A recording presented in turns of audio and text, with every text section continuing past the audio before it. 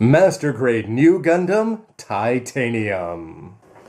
Hey, what's up again, everybody? It's Robert184, 2Rs2Bs, Gundam Reviews.net, and the Master Grade Nu Gundam, the version Katoki with its titanium finish, is all put together, and so it's time to take a look at this compared to the original and compared to some of its other shiny counterparts. This looks like it's gonna be a treat. The build itself is going to leave you with all of these plates. The gray ones, remember, being dull. But in terms of work, you're going to save some time because I didn't bother with any lining. I think it just sort of takes away from what the titanium is offering. But at the same time, you're going to want to be very careful with your cutting there and your shaving. That's all I did. I didn't try to cut or fix up any of the ugly cut marks. Hopefully, Bandai's done a good job of keeping them hidden, so they're going to be out of sight. And let's see how it looks straight out of the box with only these. And for the seals, I did go with all the shiny silver for under the green, so hopefully that's going to pay off there.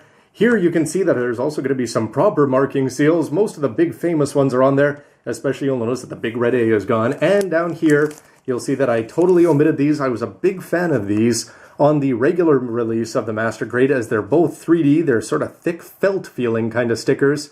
But I think having these instead of the titanium is just going to be covering it up, and getting the different shade is not going to pay off as much here. But as you'll see, you're actually going to be getting multiple shades of white. Don't forget that you can check out my full review to see all the parts, details, and posability, but here the focus is going to be on the looks. And the weapons are looking good as well, where they do bother to give you the black and the white here. Offset looks fantastic, but I think this is a good example here of when you're chopping this off here, you're going to have to decide, do you want to go at it with a black? Usually when I'm cutting off this kind of dark blue, I'll just use a black lining marker and then just rub it off with my finger there, or a Q-tip or an eraser, or whatever you want to use, but it's a quick, easy way to get rid of this discoloration here. And here I just decided that it may be better off leaving it. I find that sometimes if you try to shave too much, you're going to get one of these ugly marks here. But as you do look around the body, you're going to see that Bandai did a better job of hiding them all in the back, and this is just part of 30 years of progress compared to the old days where they just have ugly seam lines down the front. Think of how bad that would be with titanium. This guy is not showing any of those deficiencies. And for the other weapons here, well, you can forgive them for not staying on properly. You might want to think about putting a little bit of lining there, but then again, you just sort of get that silvery feel as the light is going to be moving on it. But it's this gold and the black when you see them side by side. That's just an absolute win for me. When this is going to be on the back, get rid of that cartoony yellow or orange. Never thought I'd be unimpressed with the orange that they chose for this new version KA Master Grade. But when you see it with this nice gold here compared to the black, and the little details like it being there on the inside, this I cannot wait to get on display. And I'm sure there's somebody out there who wants to get their hand on a double fin funnel pack, and never mind sending off 12 more for a total of 24. That would be pricey and ridiculous.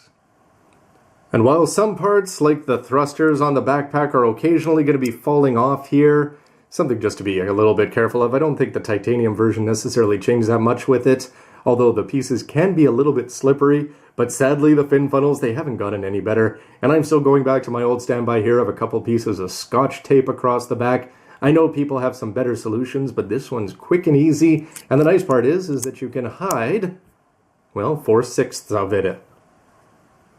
And I think the shield is a good example of why you may not want to put any lining on there whatsoever, and yet the decals are still going to be working there. AE with the famous Amuro A, all sorts of details and not necessarily the way you remember it, but then again, it's looking great, and if you want, go throw the old seals on there.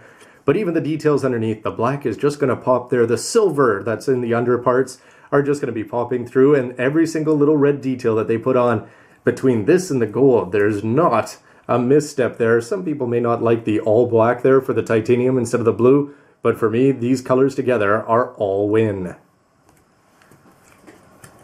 And when you put them on display, wow, it's been a while for me. I forgot just how absolutely monstrous this kid is. I've got my regular Master Grade just always up on display, shooting off his fin funnels, which is a lot of fun, but you just forget just how absolutely massive this is. Katoki Hajime loves his long legs, and plus when you've got a tall Gundam to begin with, you can see, and he's just so well proportioned. But let's get to the nitty-gritty of the titanium, which is really on display here and helps make this guy literally sparkle.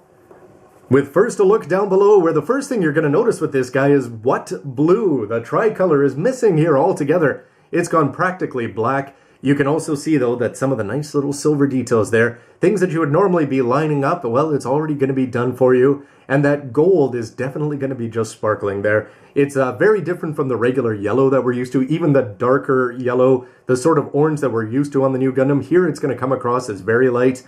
But if you take a look there, the RA and things like that, the Ra is going to be looking good right if you do just put the decals on with a little bit of effort. I didn't have any trouble putting it over top of the titanium coating. You are going to notice that the gray is going to be a little bit dull, but on the lower body, that's all going to be hidden in the back, and everything's looking good down here. So how about here with the upper body? First of all, the things like the elbows and the shoulders especially, you are going to be seeing that gray very clearly, especially as he spins around to the front. You're just going to see that the shoulders are sort of popped right out there. And but then again, when you're seeing the sparkly black and the white parts there, hopefully it's actually coming across that you get to see the two different tones. The little bits of red details there, I love this guy's back skirt, and just the fact that it's all going to be hidden in the back, you're not going to be seeing too much of it on display is a little bit of a shame. Then again, Bandai just went to all the stops with this kit. You can see the backpack with their gold parts, the white parts, the forearm for the beam saber grip, the yellow parts that are going to be on the top and bottom there, and the red Amuro A and the part on the front of the waist skirt. Everything's looking good, and the thing that I cannot forget still is how proportionate and appropriately non-SD sized his head is. And as if this guy wasn't tall enough already, remember that there's all sorts of little parts of the white armor here that you can eject in both shades. You can also pop off those front skirts, something I don't usually do, but the details are still going to be great. As I hope you can see the gray there on the tops of the legs and the green parts that are going to be exposed unicorn style. Every time I see it, I just think, yes, go ahead and retcon that in all you want, because it looks great and even the decal is done right and can accommodate it. The upper body, some parts of this I'm not going to necessarily display this way, but then again, those little bits of green, the chest part, when you see it from the top, it's sort of funny here, even with the silver seals underneath, it's not necessarily going to stand out as much as it does on the regular one, because this guy's shiny all over, not just with the shiny seals under the green, but it all works together. And for comparison here, here's the Master Grade 3.0, Amuro's first granddaddy, or the young one if you want to go look at it. He's the old one if you think of SD terms. But what a difference there between the black on the left and the blue on the right. Remember, he's got 3 shades and that guy only has 2 in terms of the coloring. But that's what regular plastic is going to be getting you here. But the whole reason I've gone gaga over this kit is just because I'm usually not one for all these special versions, clear parts, and I really do not like the silver finish. But for me, the Titanium Original Gundam, well here the 2.0, is just an absolute treat, and seeing the big difference here again between the colors and having them on display at the same time is just one way that Amuro can be leaving some more lasting memories on your shelves. That green Psycho frame there in the different blue, really, it has a much more mature look to it.